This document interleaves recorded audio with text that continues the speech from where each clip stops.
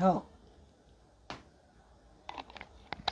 आतापर्यंत जी पाहिली ती दैवी संपत्ती पाहिली. आणि आता आसुरी संपत्तीची व्याख्या त्यांनी अशी केली आहे की मला मिळालेलं हे शरीर हे कायम राहावं. म्हणजे काय, देहात्मभाव ज्याचा असतो की या शरीरावरच फक्त मी प्रेम करेल. जसं हिरण्यकश्यप होता. हिरण्यकश्यपूनी काय केलं होतं, आपलाच पुतळा तिथे त्या राज्यामध्ये मांडला आणि सांगितलं की हा तुमचा देव आहे. म्हणजे तो शरीरालाच देव मानत होता. त्याच्या मते दुसरा आत्मा वगैरे काही तो मानत नव्हता. आणि त्याच्याच पोटी प्रल्हाद जन्माला आलेला होता आणि प्रल्हादाने त्याला नारायण नारायण म्हणून कितीतरी हे केलेलं आहे. म्हणजे हे जे आसुरी लोक असतात ह्यांना काय असतं की कितीही शरीर आजारी झालं, कितीही जीर्ण झालं तरीसुद्धा माझे प्राण कायम राहावेत, मी अमर राहावा. म्हणून तर हिरण्यकश्यपूंनी तपश्चर्या, सगळेच राक्षस, रावण काय, हिरण्यकश्यप काय, सगळ्यांनी आम्ही अमर व्हावं म्हणून ब्रह्मदेवाची तपश्चर्या केलेली आहे. शंकराला प्राप्त करून घेतलेलं आहे. म्हणजे ह्याला आसुरी संपत्ती म्हणतात असं त्यांनी सांगितलं. हा एक आसुरी संपत्तीचा गुण म्हणायचं, कधी दुर्गुण म्हणायचं. आणि त्यागी वैरागी साधकांमध्येही प्राण कायम राहण्याची इच्छा राहते, परंतु त्यांच्यात प्राणपोषण बुद्धी इंद्रिय लोलुपता असत नाही. आता प्राण टिकावं हे सगळ्यांनाच वाटतं. शरीर आलेला आहे जो जन्माला, त्याला आपल्या प्राणाचं रक्षण करणं हे तर महत्त्वाचं कर्तव्य आहेच आहे. पण फक्त प्राणपोषणासाठी जगायचं का, फक्त इंद्रिय लोलुपता करायची का, इंद्रियांचं सेवन का, हे इंद्रिय आणि विषय यांना एकत्र आणून विषयांचं सेवन करायचं असा त्यांचा उद्देश नसतो. जे दैवी संपत्तीधारक आहे, जे साधक आहेत त्यांच्याकडेही प्राण असतात आणि आसुरांकडेही प्राण असतात. पण आसुरांचं ध्येय काय असतं, फक्त प्राणपोषणाचं आणि फक्त शरीराचं रक्षण करणं असं त्यांचं ध्येय असतं आणि म्हणून ते आसुर असतात. जेव्हा साधक भक्तांचे भगवंतात प्रेम होते तेव्हा त्याला भगवंत प्राणापेक्षाही प्रिय वाटतात. म्हणजे हे जे असतात आसुरी यांना फक्त प्राणपोषण, आणि जे साधक असतात त्यांना आपला प्राण एवढा महत्त्वाचा वाटत नाही, एवढे भगवंत महत्त्वाचे वाटतात. म्हणजे प्राणापेक्षाही प्रिय असणाऱ्या भगवंतावर ते प्रेम करतात. प्राणांचा मोह त्यांना राहत नाही आणि त्यांचा प्राणांचा आधार कोण होतो, तो केवळ भगवंतच असतो त्यांच्या प्राणाचा आधार. आणि म्हणून ते भगवंताला हाक मारतात, हे प्राणनाथ, हे प्राणेश्वर, हे प्राणप्रिय असं ते भगवंताला म्हणतात. कारण की भगवंताचा धावा करतात. भगवंताचा वियोग त्यांना कधी सहन होत नाही. कारण मनुष्य ज्या वस्तूला प्राणापेक्षाही अधिक महत्त्व देतो त्याच्यासाठी जर प्राणांचा त्याग करावा लागला तरीसुद्धा तो प्राणांचा त्याग करतो असं त्यांनी सांगितलं. असे हे म्हणजे दैवी आणि आसुरी या दोघांमधला हा फरक सांगितलेला आहे की दैवी संपत्तीचे लोक कसे असतात आणि आसुरी संपत्तीचे लोक कसे असतात. म्हणजे आतापर्यंत एका परमात्म्याचाच उद्देश ठेवणाऱ्यांची दैवी संपत्ती आपण सांगितली. परंतु आता उद्या म्हणजे पुढच्या रविवारी आपण बघू सांसारिक भोग भोगणे आणि संग्रह करणे हाच ज्यांचा उद्देश आहे आणि प्राणपोषण परायण अशा लोकांची कुठली संपत्ती असते तर ती पुढच्या श्लोकामध्ये सांगितलेली आहे. त्याला आसुरी संपत्ती म्हणतात. खरं तर त्याला संपत्ती म्हणायलाच नको, पण भगवंतानी त्याला दैवी संपत्ती आणि आसुरी संपत्ती असं म्हटलेलं आहे. तो आहे 4था श्लोक. दंभो दर्पो विमानश्च क्रोध पारुष्यमेव च अज्ञानं चाभिजातस्य पार्थ संपदमासुरीं.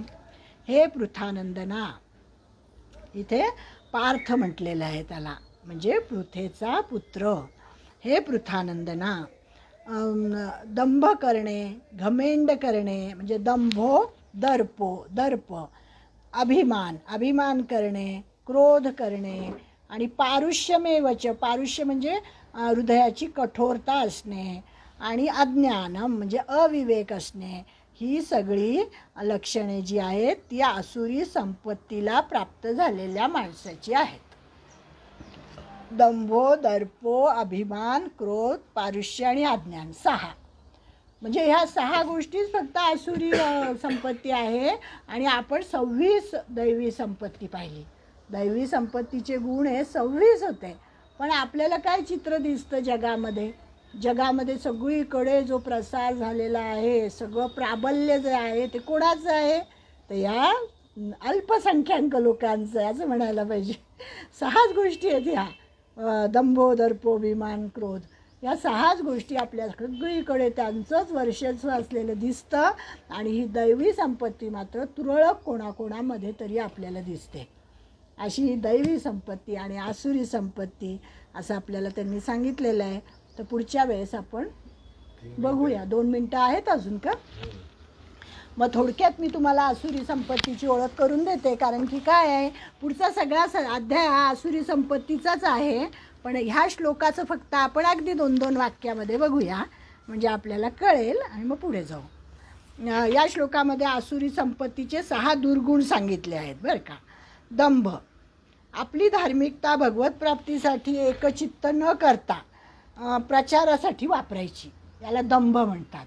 आणि ज्ञानेश्वर माऊलींची उदाहरणं दिलेले आहेत त्यांनी इथे, की सर्व धर्माचा विस्तार हा वाचेच्या चव्हाट्यावर ठेवला असता अर्जुना, तो धर्मच अधर्म होतो आणि तोच दंभ होतो. दंभ, दंभो दर्पोभिमानश्च. पुढचा आहे दर्प, मी श्रीमंत आहे, मी उच्च कुळातला आहे, मी सुंदर आहे, मी यो आहे, मी त्यो आहे, याला काय म्हणतात? असा गर्व जो बाळगतो आणि दुसऱ्यांना तुच्छ लेखतो त्याला दर्प असं म्हणतात. दंभ झालं, दर्प झालं. आता अभिमान, अभिमान, सर्वांनी आपल्याला मान द्यावा, आपले पूजन करावे, आपल्याला चांगले म्हणावे, अशी जी तामसी भावना असते त्याला अभिमान म्हणतात.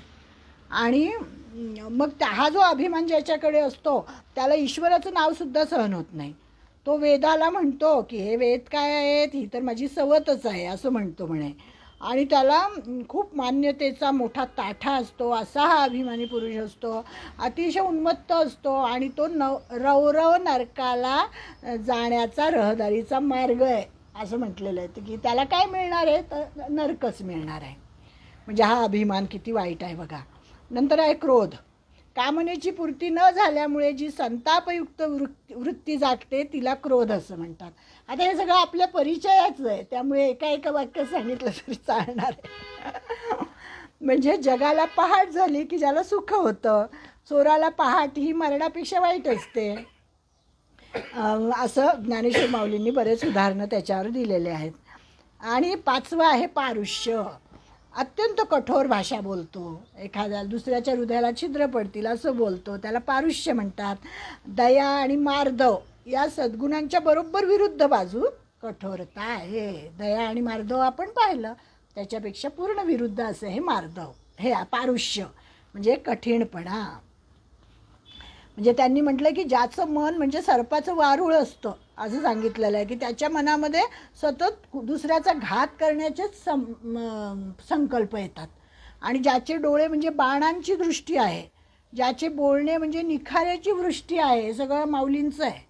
आणि इतर त्याच्या सर्व क्रिया त्या पोलादाच्या करवतीसारख्या असतात. याप्रमाणे जो अंतर्बाह्य कठोर आहे तो मनुष्यामध्ये अधम आहे असे समज, तो कठीणपणाची मूर्ती आहे आणि हे अज्ञानाचं लक्षण आहे. आणि शेवटचं जे आहे ते अज्ञान आहे. दंभो दर्पोभिमानश्च क्रोध पारुष्यमेवच. अज्ञान, अत्यंत मूढता, कर्तव्य अकर्तव्य हे ज्याला कळत नाही, कुठलं चांगलं कुठलं वाईट, म्हणजे बुद्धिहीन असतो तो.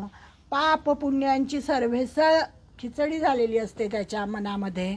आणि बुद्धीच्या व्यापारात पण त्याला चांगलं वाईट तारतम्य काहीही कळत नाही, त्याला अज्ञान असं म्हणतात. आणि या बोलण्यात काहीही चूक नाही आहे. हे जे सगळे दोष आहेत हे आसुरी संपत्तीचे 6 दुर्गुण महाभयंकर आहेत असं त्यांनी सांगितलं आहे. आणि सगळ्या जगामध्ये यांनी थैमान घातलेलं आहे. दैवी आणि आसुरी संपत्ती या दोन्हीचे निरूपण भगवंतांनी आतापर्यंत केलेलं आहे. आणि आता त्याचं फळ सांगून अर्जुन हा दैवी संपत्तीने संपन्न कसा आहे त्याचं आता पुढच्या याच्यामध्ये, पुढच्या 5व्या श्लोकामध्ये भगवंत सांगतील. जे 4 श्लोक आपले झालेले आहेत, 5वा श्लोक आपण पुढच्या वेळेस घेऊ. एवढं सगळं विवेचन झालं भगवंताची कृपा असल्यामुळे हे सगळं होतं आहे. मी सांगते, तुम्ही ऐकताय, सगळी काही भगवंताचीच कृपा आहे. आणि हे सगळं सांगून तुम्हाला सगळ्यांना धन्यवाद देऊन नमस्कार करून मी या ठिकाणी थांबते. हां, चुकलं माफलं माफ करा. ओम तत्सत श्री कृष्णार्पणमस्तु.